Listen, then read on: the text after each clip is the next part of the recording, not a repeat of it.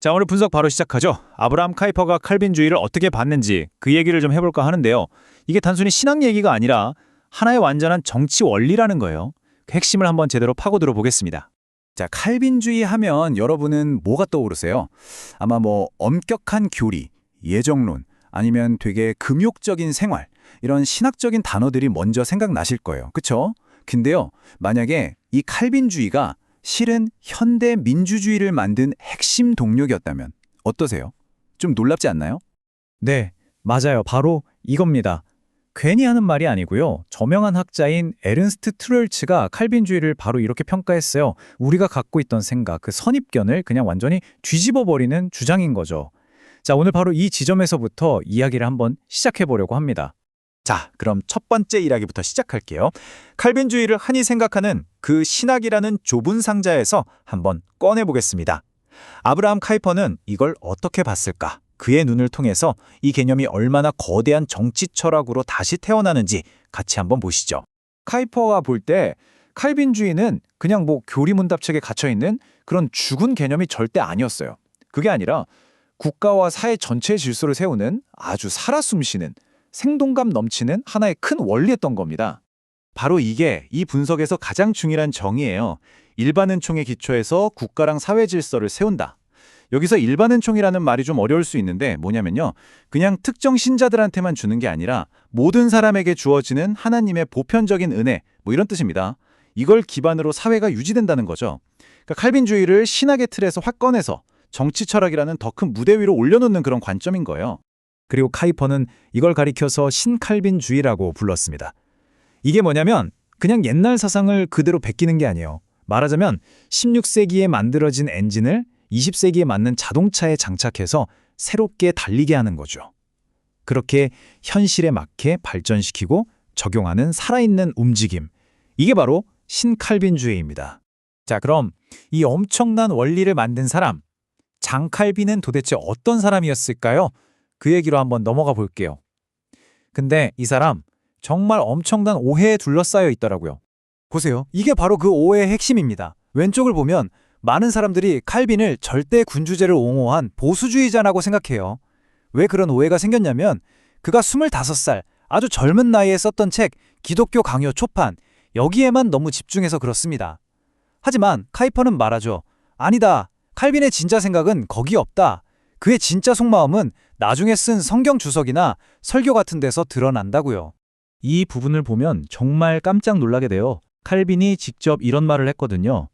왕들이 권력을 휘두르는 건 국민의 동의 때문이 아니라 그냥 공포 분위기를 조성해서 그런 거다라고요.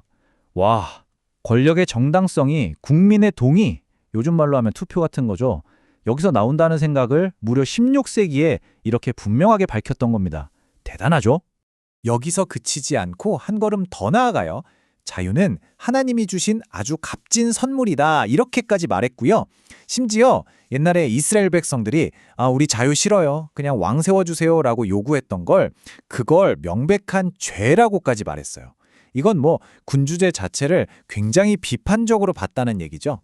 그래서 카이퍼가 칼빈을 뭐라고 부르냐면 바로 기독민주주의자라고 부릅니다. 물론 칼빈이 귀족 정치라는 말을 쓰긴 했어요. 근데 그게 우리가 생각하는 돈 많고 떵떵거리는 그런 귀족들 정치가 아니고요. 가장 지혜롭고 덕이 높은 사람들이 다스리는 정치를 의미했던 거예요. 오히려 칼빈은 거만한 부자들을 엄청 비판하고 가난한 노동자들 편에 섰던 사람이었습니다. 자, 그럼 이런 질문이 생기죠? 만약에 이런 소중한 자유를 짓밟는 폭군이 나타나면 어떻게 해야 할까요? 칼빈은 여기에 대해서 뭐라고 했을까요? 그의 저항 이론은요, 생각보다 훨씬 정교하고 또 강력합니다. 칼빈은 이걸 아주 명확하게 구분해요. 첫째, 일반 시민이 막 혼자서 무기 들고 일어나는 거, 이건 절대 안 된다고 했어요. 일단은 순종하고 견뎌야 한다는 게 원칙입니다. 둘째, 딱 한 가지 예외가 있는데 정부가 하나님을 배신해라. 이런 식으로 말도 안 되는 명령을 할 때 그땐 그냥 따르지 않으면 된다.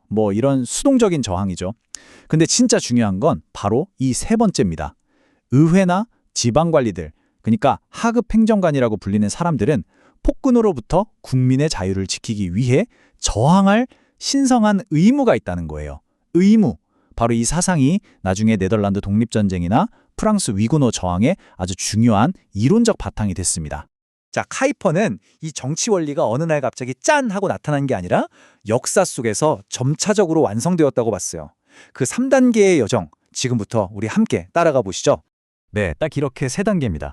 제네바에서 민주적인 교회의 씨앗이 뿌려졌고 프랑스에서 저항 이론으로 싹을 틔웠고 마침내 미국이라는 땅에서 자유로운 국가라는 열매를 맺게 된 거죠. 이게 카이퍼의 분석입니다. 첫 번째 단계, 제네바입니다.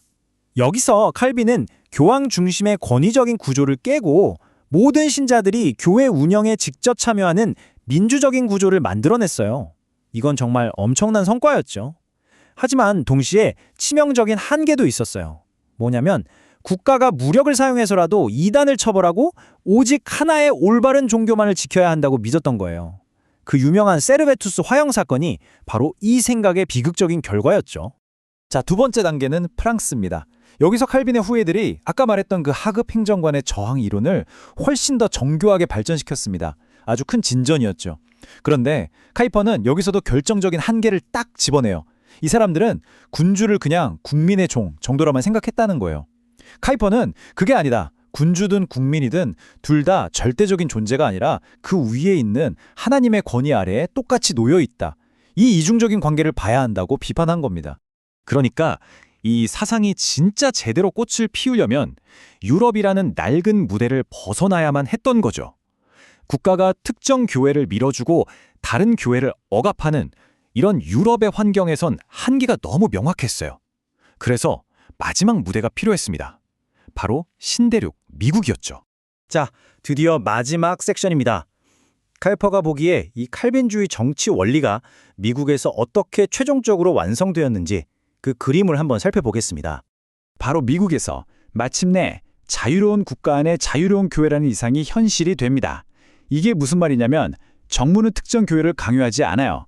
교회는 국가의 간섭 없이 스스로 서는 거고요. 그리고 국민들은 완전한 종교의 자유, 헌법적 권리를 보장받으면서 자신의 신앙을 바탕으로 자발적으로 정치에 참여하는 거죠. 바로 이 모델입니다. 카이퍼는 바로 이 시스템이야말로 기독교 민주주의가 완성된 모습이라고 본 겁니다. 자, 그럼 오늘의 최종 결론을 정리해 보겠습니다.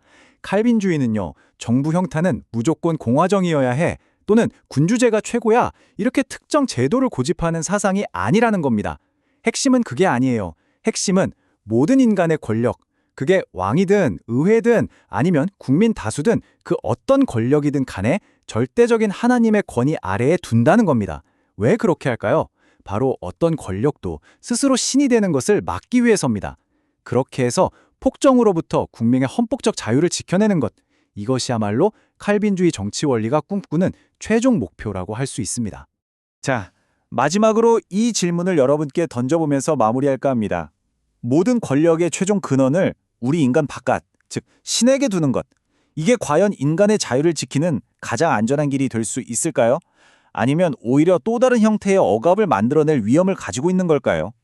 카이퍼의 이 깊이 있는 분석은 오늘을 사는 우리에게도 여전히 많은 생각을 하게 만드는 것 같습니다.